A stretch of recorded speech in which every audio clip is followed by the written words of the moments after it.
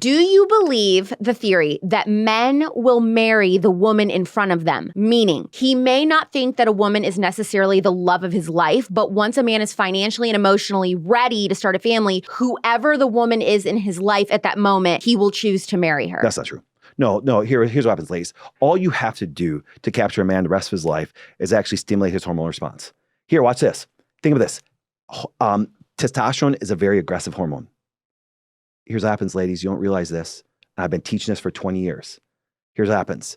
Your femininity attracts a man, not your aggressiveness. Do you understand that the minute that you are aggressive with a guy, what's his aggressive response? Competition, fight, things like that. Men do not want to combat women. That's why a woman, like I said, it's not who's in front of you.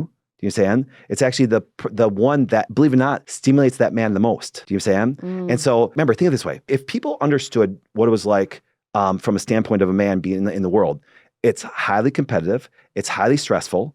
So last thing they want to do is combat the person that's supposed to bring them peace. Really. And so when a woman, man, the greatest thing to get that man to just fall in love with you constantly, to stimulate his testosterone, not from an aggressive fight standpoint, but just chase you like crazy, is be his biggest supporter, be his biggest fan, because that's why by nature, women are agreeable. Estrogens make them that way. Do you understand? Men are not agreeable. So then by nature, we'll combat other guys. We're meant to do that. We come with a woman, guess what happens?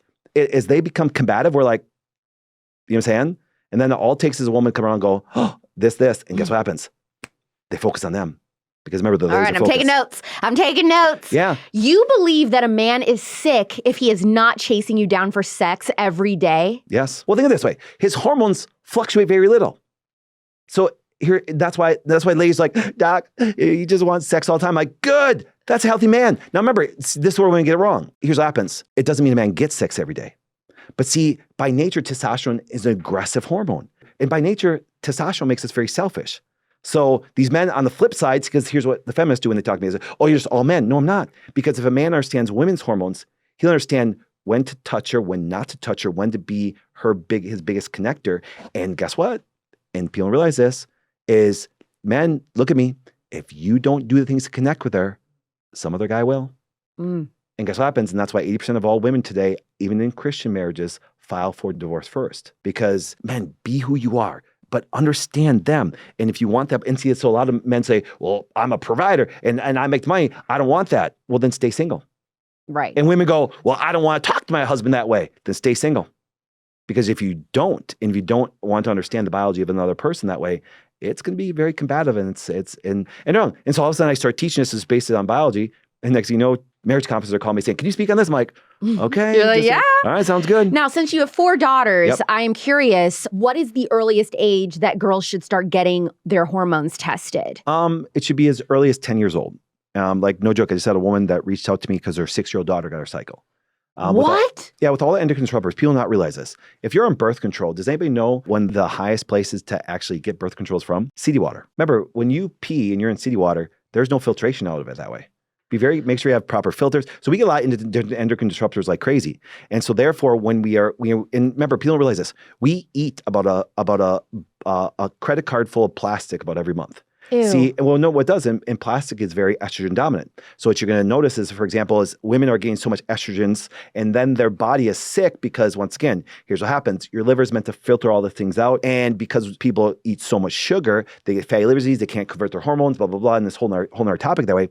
And so therefore, they cause the endocrine aspect of them menstruating very early. So tap water is causing girls as young as 6 now to get their period. Here's what happens. And this is, I don't want this taken out of context. There's multiple factors that lead to hormone changes in young women. Tap water is one of them. That's why you will never see me do that, okay? You know what's really sad? Go down to your local water filtration aspect, the city stuff, and ask them for a report. They have to give it to you. You'd be scared out of your mind what's in there. Fluoride, arsenic, who knows? Fluoride is an endocrine disruptor. It destroys the thyroid. But see, once again, the current medical system, like the fire department, the dentist says, look at your teeth, fluoride. Fluoride may be good for your teeth, but destroys your liver, your thyroid, things like that. See the whole thinking. So the fire department medical thinking, they look at the body like one gear.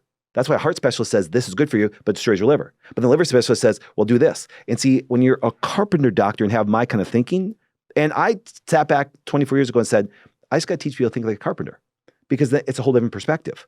And so therefore, that's all I've done over the last 24 years. And I started sharing those thoughts, and guess what happened? But then here's the cool thing is this. It's going to sound funny. I'm not a speaker. I'm blessed that I'm on a show like this today, and I get asked to speak on massive stages. But see, here's what happened. I was in the room toe-to-toe with women, discussing and men, watching their lives change as all the stuff started to happen. So by nature, I'm still a practitioner by heart. And so it's just that I happen to be able to share a message with many healthcare providers that now became part of us that way. And it's like, because it's needed. See, do you understand right now that the amount of infertility goes up every year? And you'd think with all the stuff that we spend on healthcare, that it would get better. It doesn't. Because you know what happens? The thinking is wrong. Mm-hmm. Hey, everyone. For unedited, full-length, unapologetic content, go to my website, drpatrickflynn.com. Hit the subscribe button to join our community for more amazing content like this every day.